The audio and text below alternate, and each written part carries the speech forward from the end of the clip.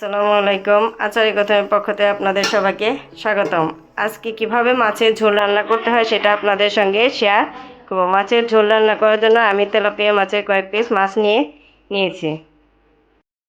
এবার হলুদ গুঁড়ো দিয়ে দিব, ধনে গুঁড়ো দিয়ে দিব, ধনে গুঁড়ো দিয়ে দিব, পরিমাণ মতো লাল লঙ্কার গুঁড়ো দিয়ে দিব,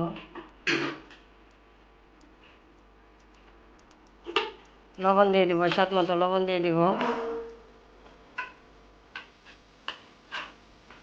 1 চামচ পরিমাণ পেস্ট দিয়ে দিব বা আদা পেস্ট দিয়ে দিব,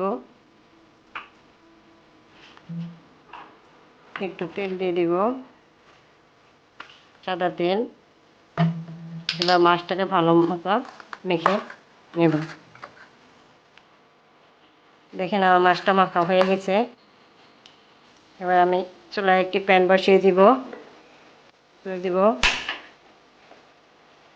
প্যানটা গরম হয়ে আসা পর্যন্ত অপেক্ষা করব। প্যানটা গরম হয়ে এসেছে, এবার আমি সাদা তেল দিয়ে দিব, পরিমাণ মতো তেল দিয়ে দিব।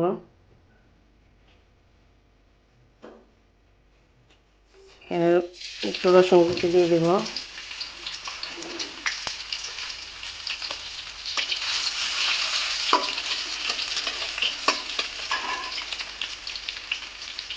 পেঁয়াজ কুচি দিয়ে দিব।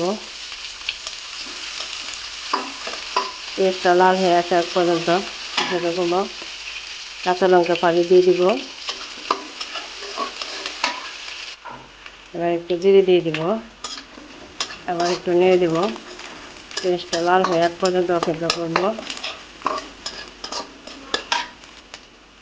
পেঁয়াজটা লাল হয়ে এসেছে, দেখেন। এই পর্যায়ে মাছগুলো দিয়ে দিব।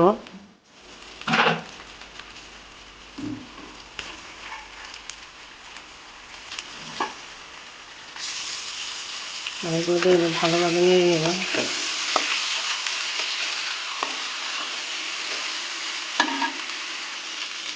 মাছগুলো নেড়ে চেড়ে ভালোভাবে কষে নেব। দেখেন আমার মাছগুলো প্রায় কষানো হয়ে গেছে। এই পর্যায়ে আমি ঝোল দিয়ে দেবো। যেহেতু মাছের ঝোল রান্না করছি সেই জন্য পানিটা একটু বেশি দিব। মাছের ঝোলটা একটু বেশি দিয়ে দেবো, পানির পরিমাণটা একটু বেশি দিয়ে দেবো। তারপর ঢাকনা দিয়ে মাছটাকে রান্না করে নেব। ঢাকনাকে উঠে একটু মাছের ঝোলটা দেখে নেব। দেখেন আমার মাছের ঝোলটা কত সুন্দর লাগছে। দেখেন ঝোলটা অনেক সুন্দর লাগছে।